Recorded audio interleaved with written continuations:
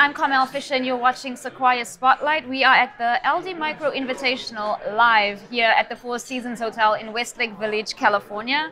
With me today, I have Mr. Mark Kay, CEO of Strikeforce Technologies with the ticker SFOR.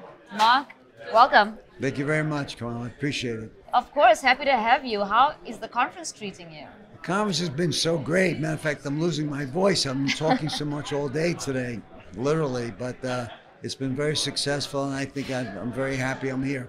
Fantastic. We're happy to have you as part of this segment on Sequire Spotlight. Tell us more about what Strikeforce Technologies does. Well, Strikeforce Technologies, we are a cybersecurity company, and we have 5 major products, and all products are about cybersecurity as well. And the Protect ID is our main product, the first one we ever built. We have Guard ID, which is a keystroke encryption product. Right. Our Protect ID is not a bad authentication product.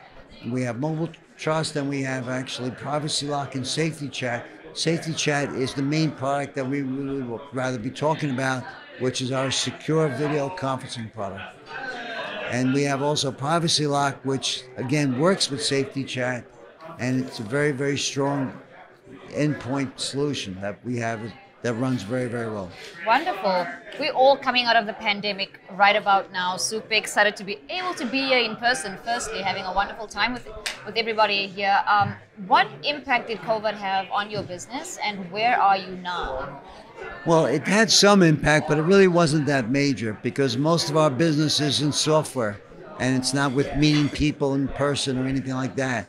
So we didn't go to the office for a year and a half, but we still kept doing the business from home. So we lost maybe some time and some traction. So we might have lost 6 months. And definitely companies were not selling their products as well. So we definitely got held up from that point of view. But it wasn't that bad for that long period of time. And then we got going after that. Great. What are some of your fundamental strengths that has kept you resilient through this time? Well, we definitely are a small company, and that's actually a strength of ours. We weren't that many people. We were about 8 people during this pandemic, and we kept all 8 people at the end of it as well. And so that was a very important point. But we also have, again, these products are great. They sell to the marketplace. We sell them online on our websites, and we kept the websites up the whole time. So we feel we had a very good opportunity in getting them sold and getting them out the door, even during the pandemic.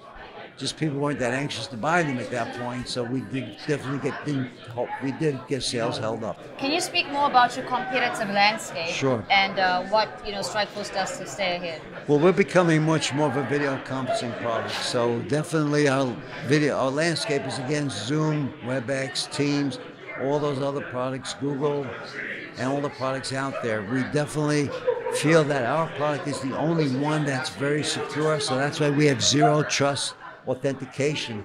So when every single person gets onto any video conferencing, they must be authenticated to get in. So Zoom bombing is a big thing in the marketplace.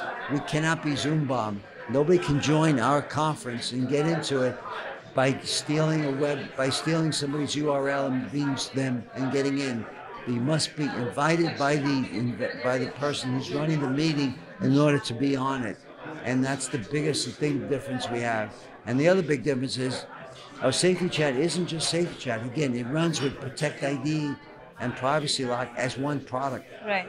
So the premium version of that has authentication built into it as a separate product, where the other capabilities, the other products do not.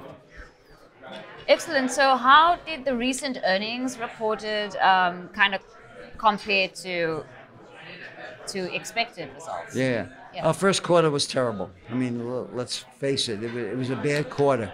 We definitely did not get Safety Chat done on time. It was a little later.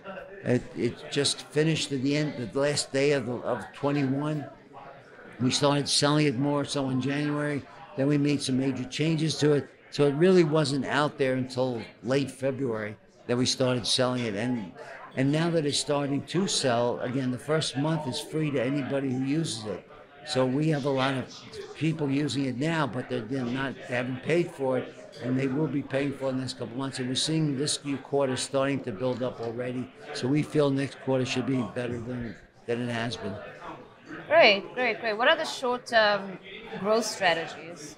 Short term, we have some opportunities. We also built this API capability. So Safety Chat actually has an API built as part of it, which means other companies can take the API, put it inside the applications that they run and own in their own location, and it can run with it, and they can use it for any capability they want to, which is a great idea. I mean, they try to get Zoom and WebEx and all these other products to build one. They didn't want to do it.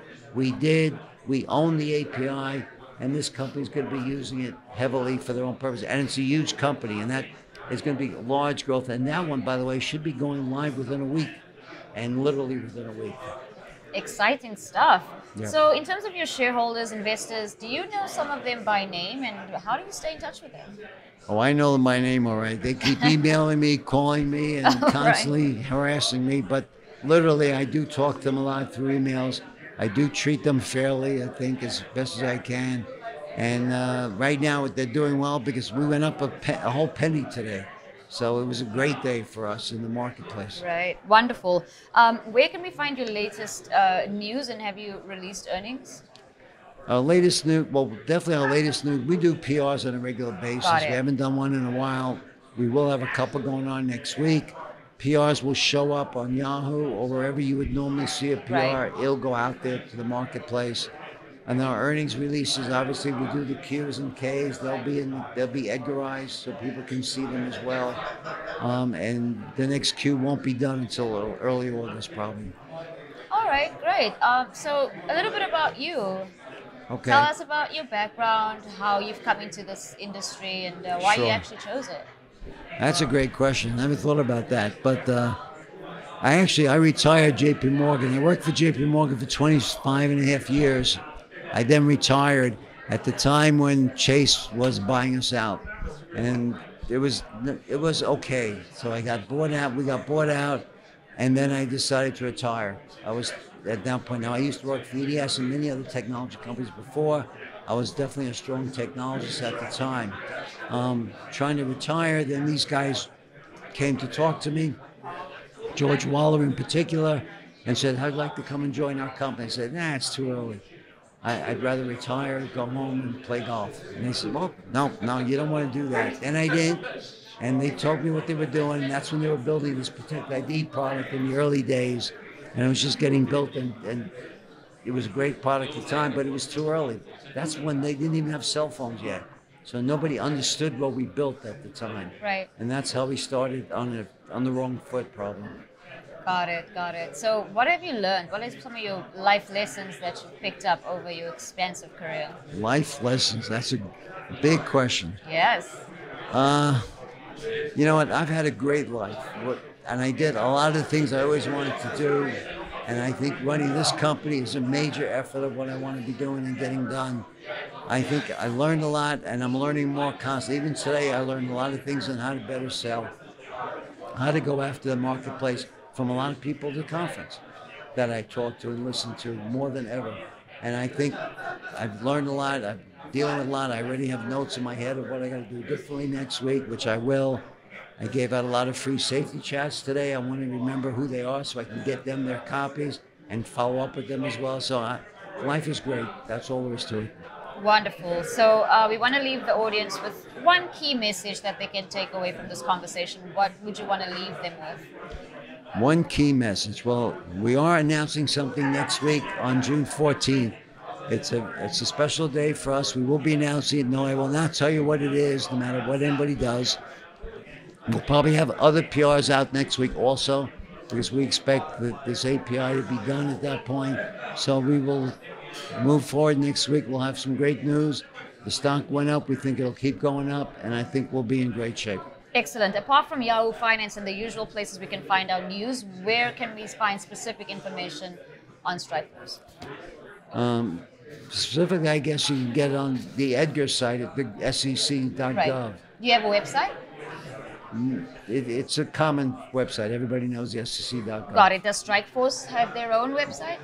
Yes, and you can find it there too. Yes, Oh, which is just Google it. Right. www.strikeforcetech.com. Wonderful. Thank you for spelling it out.